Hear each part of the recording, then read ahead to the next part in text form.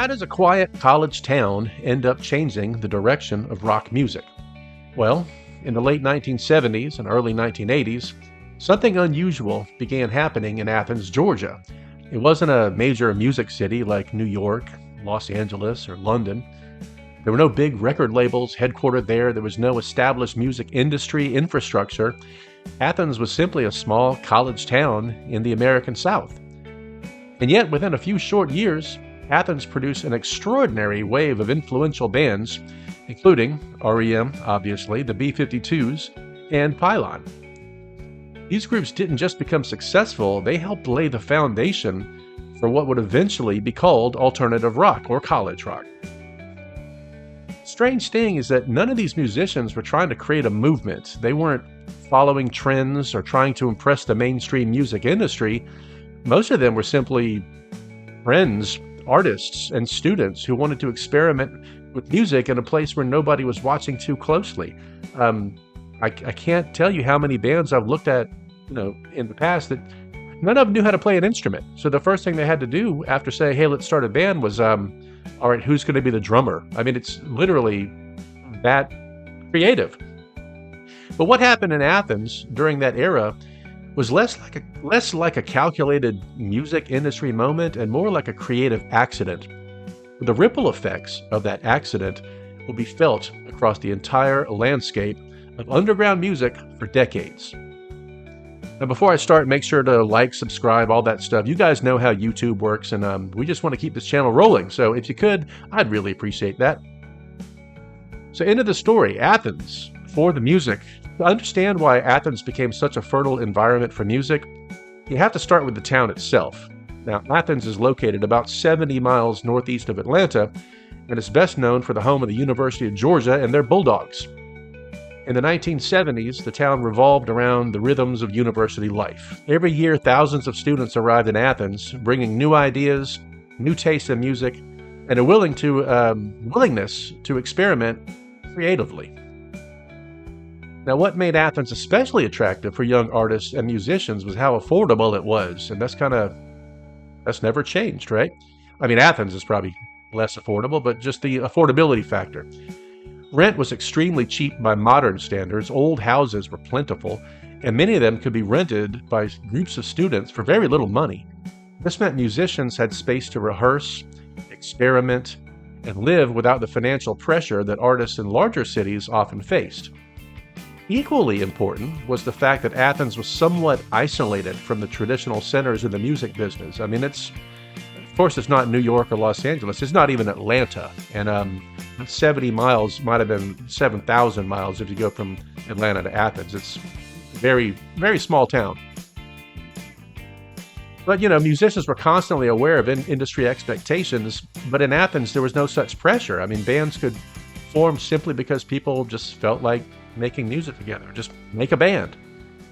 Many of the people who would become central figures in the Athens scene were not trained musicians at all.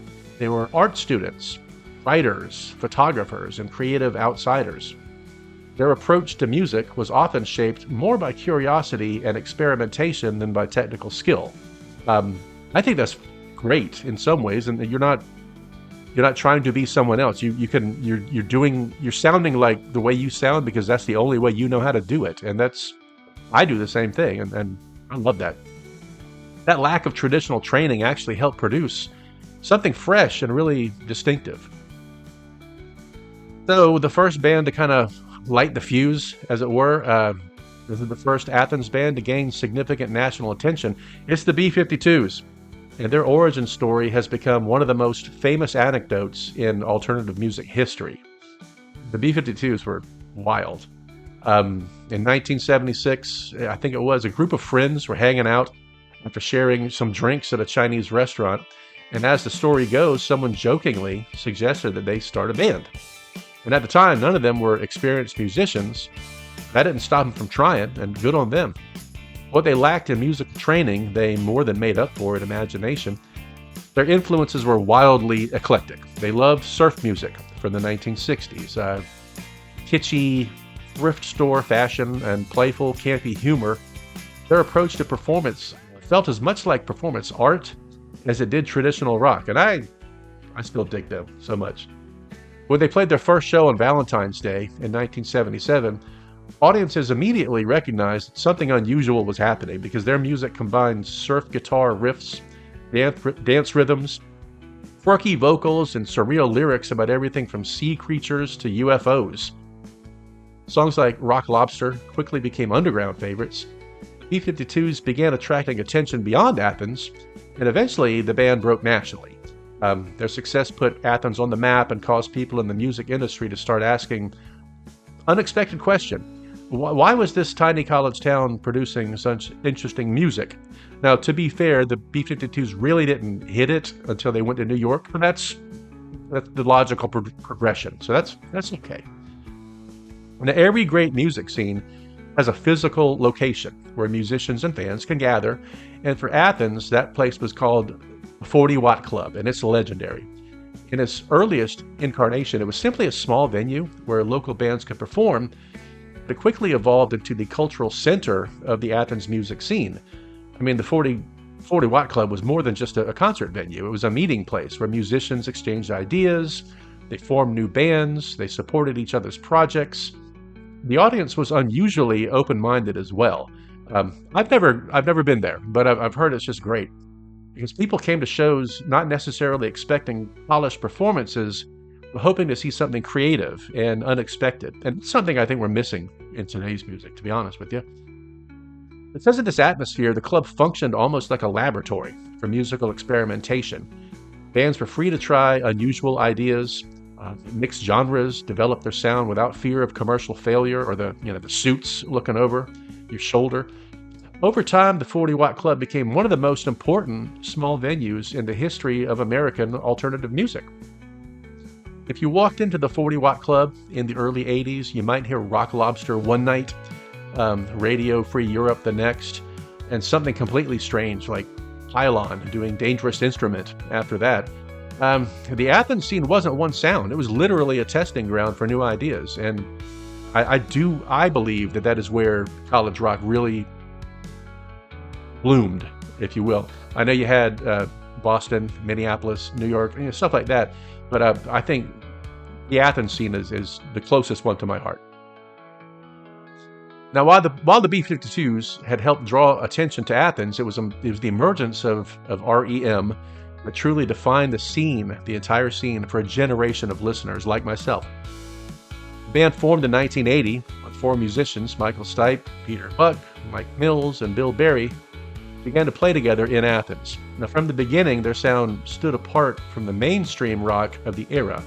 Instead of flashy guitar solos and arena-sized production that dominated the early 1980s rock music scene, R.E.M. emphasized texture, melody, and atmosphere. Peter Buck's guitar style was bright and chiming, often described as jangly, while the rhythm section of Mike Mills and Bill Berry provided a tight but understated foundation. A lot of times, and you hear the stories where Mitch Easter would get frustrated with them because each of them would say, hey, can you bring me back in the mix a little bit? Like, bring the drums out of it so that you don't hear it as much.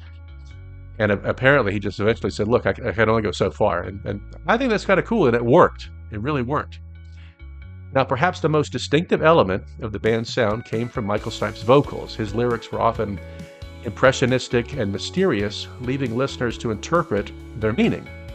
Rather than delivering clear narratives, Stipe created mood and ambiguity, which only added to the band's mystique. They were more like, soft watercolors than a detailed oil painting. And I bought into that. The band's breakthrough came with the single Radio Free Europe, which became a favorite on college radio stations across the country. In 1983, they released their debut album, Murmur, and critics responded with overwhelming enthusiasm. And the album was widely praised as one of the most innovative records of the year. Going back now, I can see where they kind of copied the Byrds a lot, and I was too young to know that was a thing. But if you listen to South Central Rain, that opening guitar line is the Byrds. Come on. But remarkably, Rolling Stone named Murmur the best album of 1983, placing it ahead of blockbuster releases like Michael Jackson's Thriller. Can you imagine that? With that recognition, R.E.M. became the flagship band of the Athens music scene, not just the flagship band of Athens, but the entire scene, which was growing. And they were one of the defining groups of the emerging college rock movement. Now, R.E.M. had a unique sound. This next band took experimentation to a different level. We're talking about Pylon. Now, not every band in Athens followed the melodic, jangly approach that R.E.M. helped make popular. Some groups pushed it further into experimental territory, and one of the most fascinating examples was Pylon. And I was not a huge fan of theirs, but I know enough of their stuff to know about them. Their music drew inspiration from post-punk and new wave, and emphasizing rhythm and repetition and minimalism. The songs often featured angular guitar lines that sounded like you needed to know some math, to figure them out. Driving bass grooves, hypnotic structures that felt closer to dance music than traditional rock. Songs like Crazy and Dangerous Instrument, which I mentioned earlier, really hit folks pretty hard. The center of the band was vocalist Vanessa Briscoe-Hay, and her delivery was distinctive, somewhere between singing and chanting. It gave the band a sound unlike anything else in the Athens scene, and from what I understand, they were trying to find a male vocalist, and they just couldn't find anybody that fit. And they knew Vanessa and just said, "Hey, would you mind trying?" And she tried, and that was it. She was their vocalist. Although Pylon never achieved the commercial success at all of some of their contemporaries, their influence on later alternative and indie bands, much like the Feelies, has been widely acknowledged. I mean, musicians often cite them as one of the most creative and underrated bands of that era, and I would tend to agree. Like I said, I wasn't a huge fan, but I could see where they were coming from. Now, as the Athens scene matured during the 80s, observers began to notice certain musical characteristics shared by many of its bands. Chief among these was the distinctive guitar tone that critics began calling jangle, or chiming.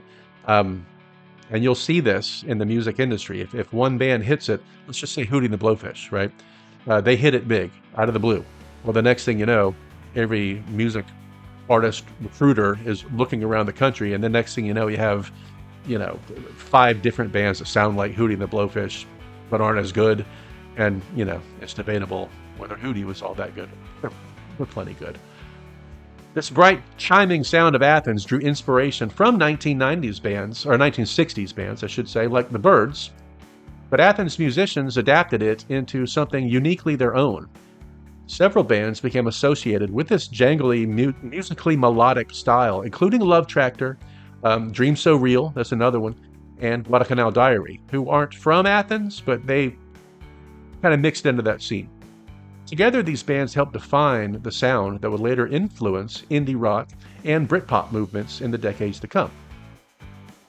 So looking back today, it's clear that the Athens music scene played a crucial role in shaping the development of alternative rock. That's without question. You can't deny that. The success of bands like R.E.M. demonstrated that the musicians outside the traditional industry centers build dedicated audiences and achieve national recognition without compromising their creative vision. We'll get into R.E.M. later and how they changed, we'll just say. Perhaps more importantly, though, Athens showed that great music scenes often emerge from communities built on collaboration and experimentation rather than competition. And I wish I could have been part of a scene like that. I kind of was in Charleston, but not quite. But in the end, the Athens scene wasn't created by record executives or marketing campaigns. It was created by friends, students, artists, and outsiders who simply wanted to make music together.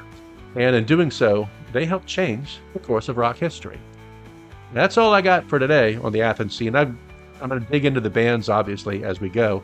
But make sure, like I said, like, subscribe, hit the bell or whatever so you'll know when I have a new video coming out. Doesn't cost you anything, helps the channel, and I totally appreciate it.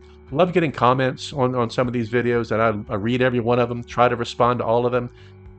It just makes me feel good knowing that someone's out there and remembers these things. So until next time, as always, keep your head up, looking up, because that's where the answers are. Like I said earlier, times are tough. We're all just in this together. So take care, and I'll see you on the next one.